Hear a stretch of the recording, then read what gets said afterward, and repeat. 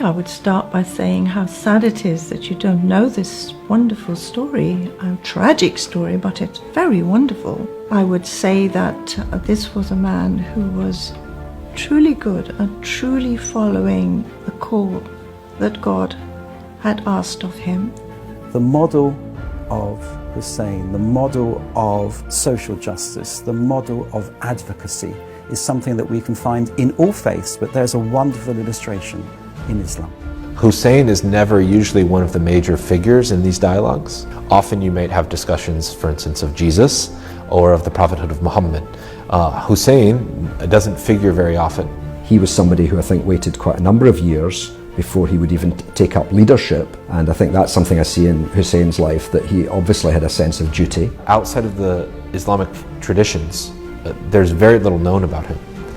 And here is a model of a spiritual leader, of a religious leader, of a political leader, who actually, I think, could speak much more broadly to the world. It would be nice to include Hussain in the sort of pantheon of religious greats that often people talk about: Moses, Jesus, Buddha, Mother Teresa, Martin Luther King, these names that people regularly know. You're dealing with a really tragic event that took place in real history, you know, a handful of people, and outnumbered by a vast army, and deprived of water, women and children.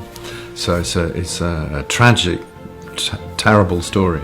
It seems to me that Hussain is a figure that one can identify with because he lived in such a key period in the formation of Islam, the early period of Islam. And what strikes me most of all is the emphasis, if you like, on what we'd call today social justice, this sort of sacrifice, the trying to better society. And that's what we need. He was killed because he was fighting for justice.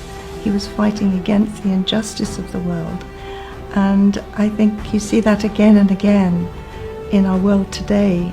Because the story that's there about fighting against injustice, of a small group who stands up against the tyranny of the many. These stories echo throughout our religious traditions and give hope and light to all of us. The Battle of Karbala is a tragic moment in the early Islamic tradition. It's a marker of a split that was beginning to burgeon, that now went seemingly irreconcilably apart. But what we can learn from our models like Hussain and the experience with Yazid is that it is possible to fight oppression.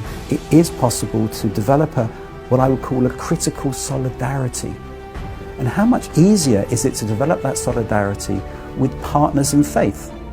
I might not have the same faith as you, but I'm a partner on the same journey as you. And I respect your position, I respect your faith, I respect your claim to truth.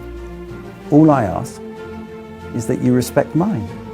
And that's what we need to work towards. And that's why I think the model of Hussain is a very important model. In the story of Imam Hussain, in the story of Karbala, where it takes defeat and turns it into something else, turns it into hope.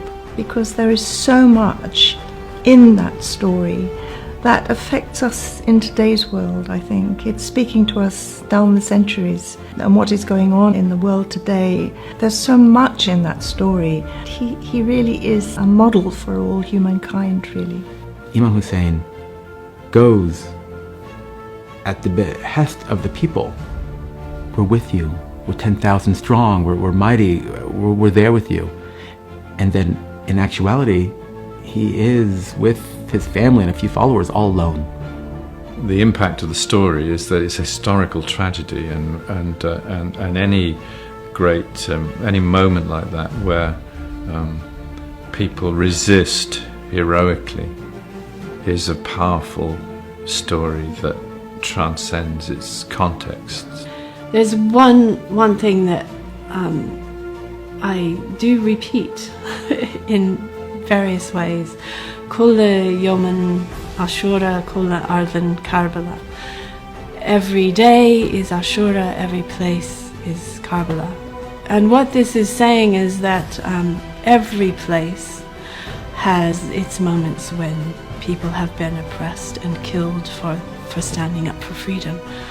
And This kind of thing happens every day. It's happening today, it happened yesterday, it'll happen tomorrow, and it will carry on happening.